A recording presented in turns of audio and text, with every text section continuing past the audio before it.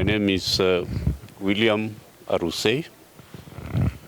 I'm appearing together with my colleague Julia Kiget. We are the lawyers for the litigants here who are members of Oljorai Squatter Phase 3. We are representing 1,500 families who have settled on this land in Oljorai for the last 30 years on average.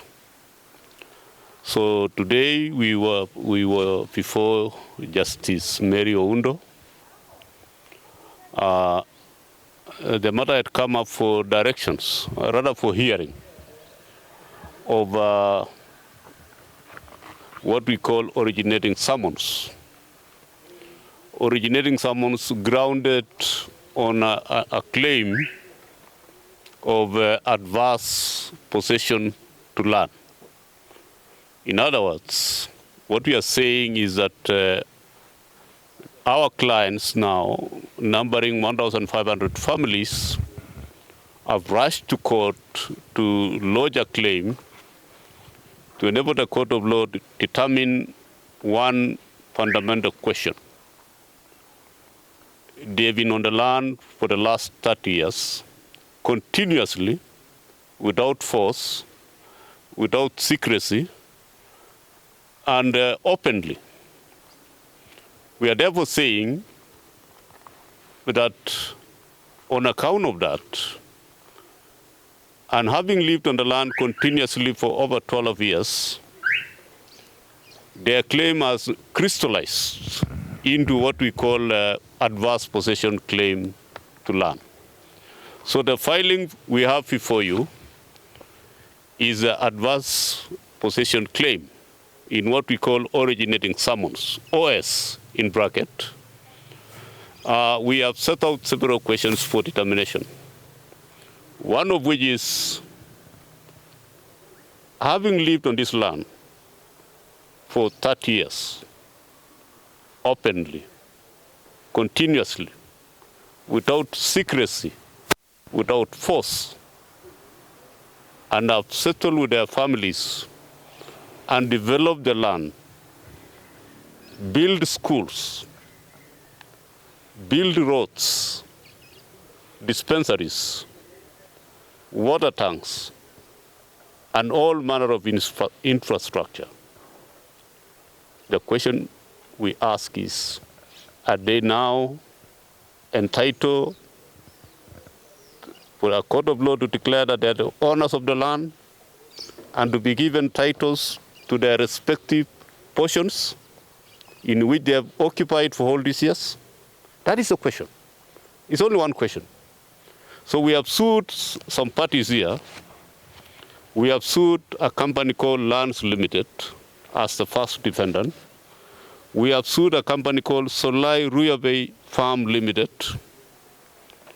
We have sued the National Land Commission, and we have sued the Chief Land Registrar.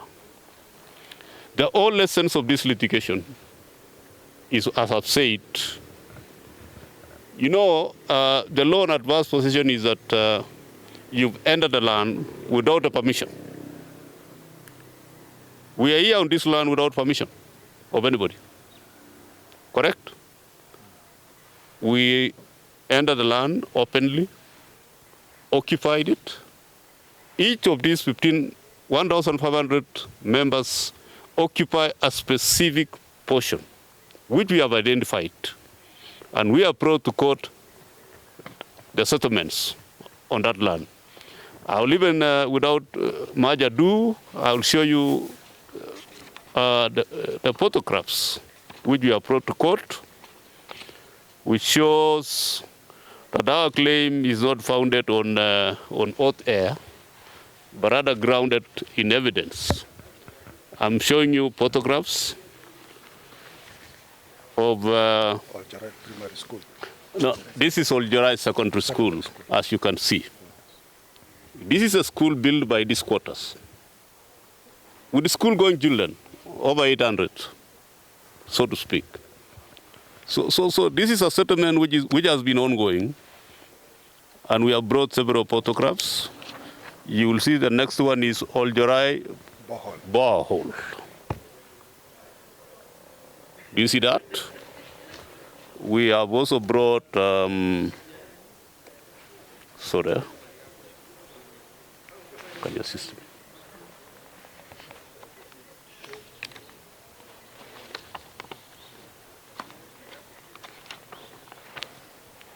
We have brought another pole called Kwalemara. Sorry, you can see that. Let's move the next photograph. That one is Oljorai primary.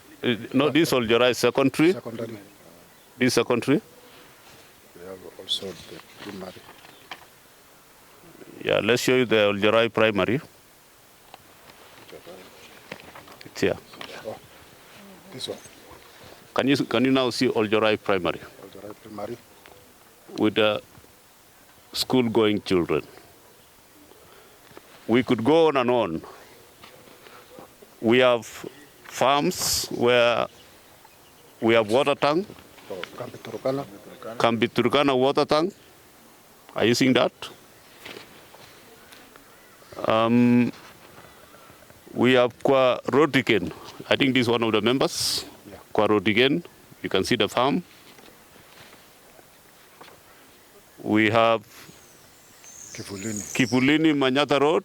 This is a road within the farm.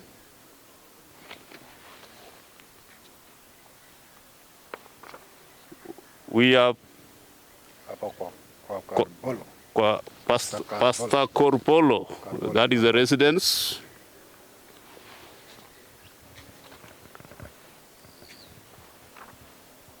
We have Kambi Shule Center. This is a shopping center within the farm.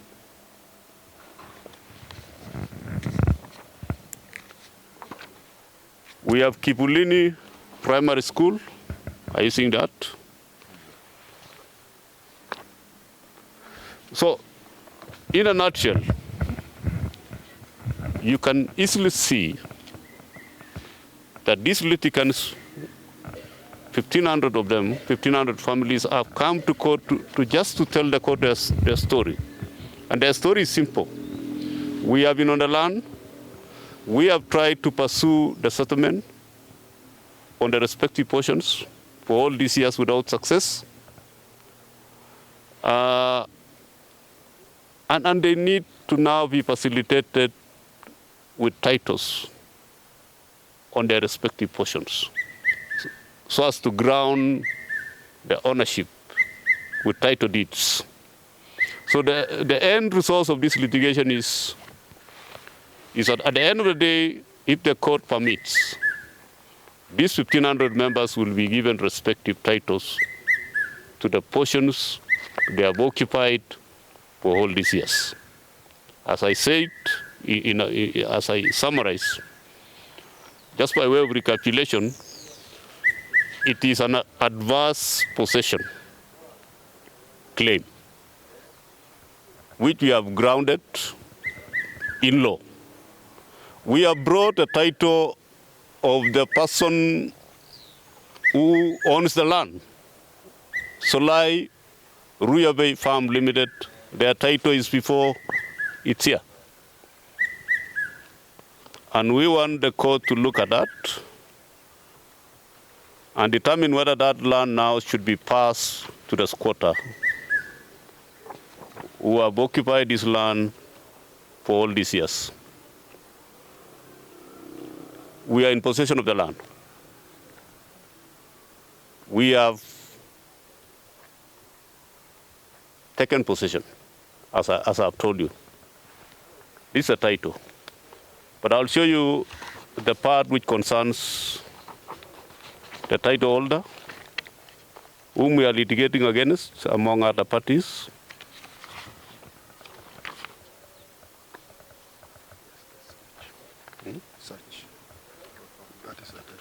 This is a title.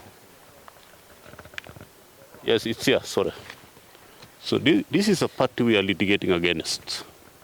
You can see the title. It's a requirement of law that we bring a certified extract of that title to court, so that the court is able to determine who indeed is the registered owner. So this is a certified copy. You can see the certification at the bottom. You see it? This is a requirement of law. In a claim of this nature, you must bring a certified extract of the title of the registered owner.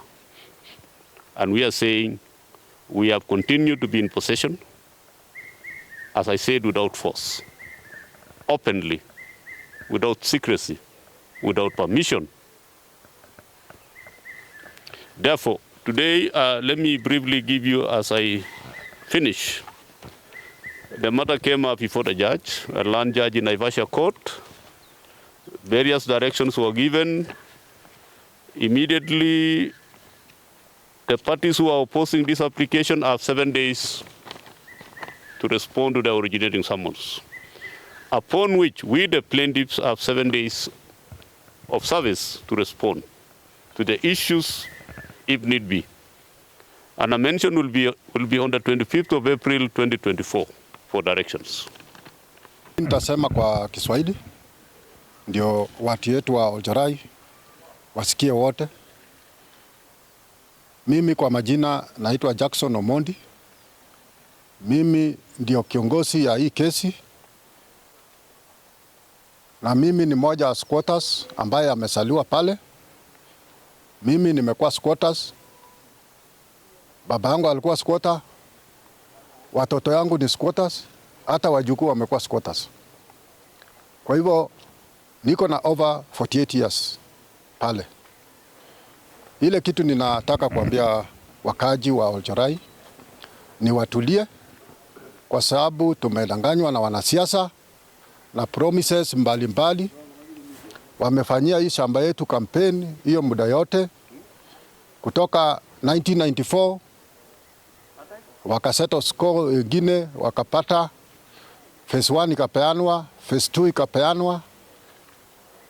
Sasa ilikuwa imebaki tu phase 3 ambaye imekuja, wakaandika watu na National Land Commission walikuja huko wakati ya wazuri 2016, 2017 wakachukua majina, na baadaye hatujajua haya majina walipeleka wapi.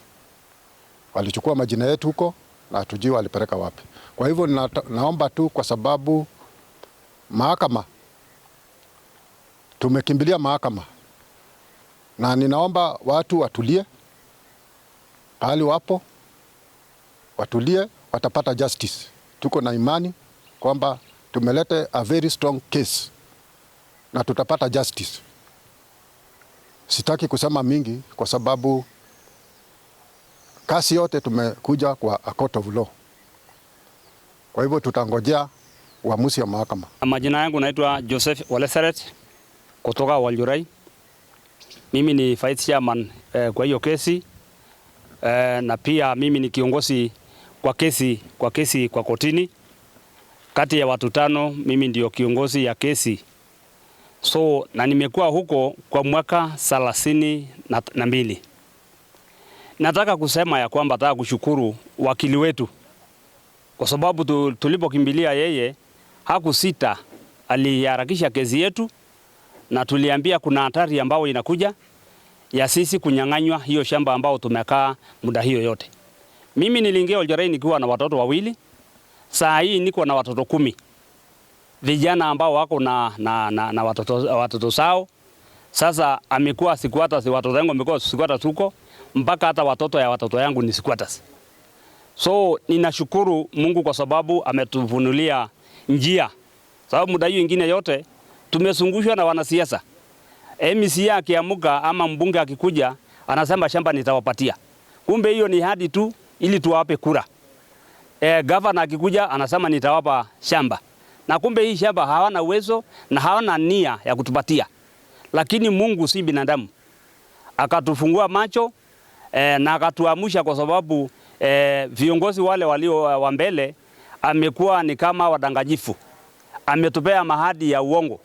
Mpaka wengine anatuambia serikali anatulibia shamba, Kumbe hakuna kitu kama hiyo. Mpaka wengine wanataja rais ati Ruto atatulipia shamba na hatujakuwa na habari ya kwamba serikali ako na hiyo nia.